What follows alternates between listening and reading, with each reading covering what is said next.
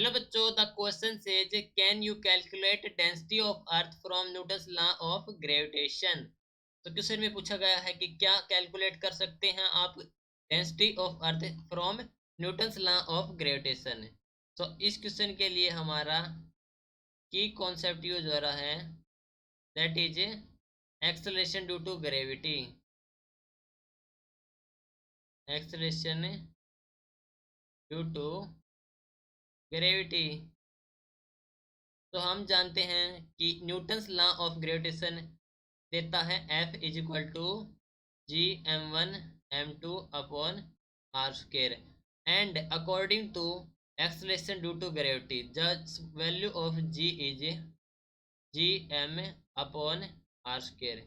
जो acceleration due to gravity देता है relation between small G and capital G. तो यहाँ पर हमारे पास है G is universal gravitational constant and m है mass of earth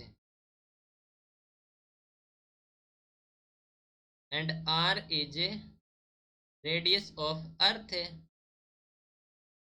radius of अर्थ, ठीक है। तो देखो अज्यूम करते हैं हमें कि जो हमारी अर्थ है to be a perfect sphere of radius r।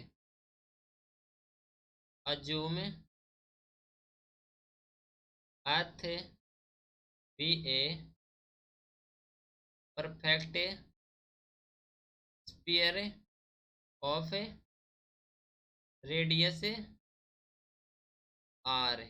Okay, तो क्या हो जाएगा, हम जानते हैं कि जो डेंसिटी होती है, density that is rho is equal to the mass upon volume which is given as mass is m upon volume कितनी होती है, volume of sphere that is 4/3 pi r cube. Okay, तो यहाँ से हमारे जो मास कैलकुलेट करेंगे तो मास हो जाएगा हमारे पास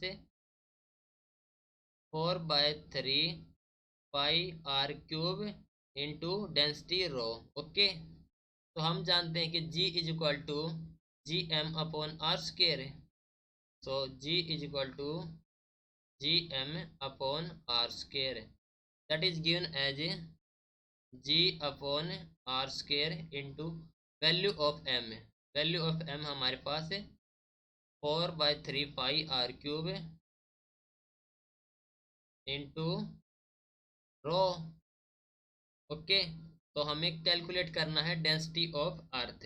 तो डेंसिटी ऑफ अर्थ कितनी आ जाएगी, that is 3g upon 4 pi g और r। ओके,